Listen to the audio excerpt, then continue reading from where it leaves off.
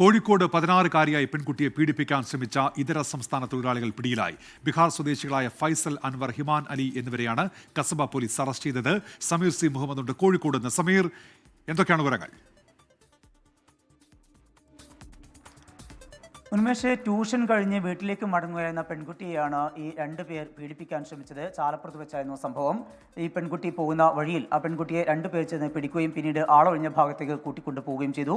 അങ്ങനെ എടുത്തുകൊണ്ടുപോകുന്നതിനിടെ പെൺകുട്ടിയെ അലറി വിളിക്കുകയും പിന്നീട് അവിടുന്ന് കുതിറി ഓടുകയും ചെയ്തു. അതിനാലാണ് രക്ഷപ്പെട്ടത്. നമുക്കറിയാം, സൗമ്യ വധം പോലുള്ള വലിയ ക്രൂരകൃത്യങ്ങൾ, അത്തരത്തിലുള്ള സംഭവങ്ങളിലേക്കൊന്നും ഇത് പോയില്ല എന്നുള്ളത് വലിയ ആശ്വാസം നൽകുന്ന കാര്യമാണ്. അത്തരം ഒരു ശ്രമമാണ് ഈ രണ്ട് പ്രതികളുടെ ഭാഗത്തുനിന്ന് ഉണ്ടായത്. ഈ സംഭവവുമായി ബന്ധപ്പെട്ട് പെൺകുട്ടിയുടെ കുടുംബം പോലീസിൽ പരാതി നൽകി. പിന്നീട് പോലീസ് വിശദമായിട്ടുള്ള അന്വേഷണത്തിലായിരുന്നു.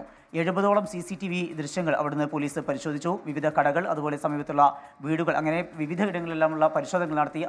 അതുമായി ബന്ധപ്പെട്ടുള്ള ആ പരിശോധനക്കൊടുവിലാണ് രണ്ടുപേരെ പോലീസിന് അറസ്റ്റ് ചെയ്യാൻ കഴിഞ്ഞിരിക്കുന്നത്. ബീഹാർ സ്വദേശികളായിട്ടുള്ള ഫൈസൽ അൻവർ എന്ന 36-കാരനും അതുപോലെ ഹിമാൻ അലി എന്ന 18-കാരനുമാണ് ഇപ്പോൾ അറസ്റ്റിലായിരിക്കുന്നത്.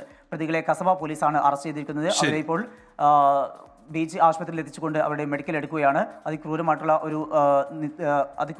ഒരു പ്രവർത്തനമാണ് ഈ രണ്ടുപേരുടെയും ഭാഗത്തുനിന്നുണ്ടായത്. ഏതായാലും രണ്ടുപേരെയും വളരെ വേഗത്തിൽ പോലീസിനെ അറസ്റ്റ് ചെയ്യാൻ കഴിഞ്ഞു എന്നുള്ളത് പോലീസിന് അഭിമാനമാണ്. സമീർ സി മുഹമ്മദാണ് കോഴിക്കോട് വിവരങ്ങൾ നൽകിയത്.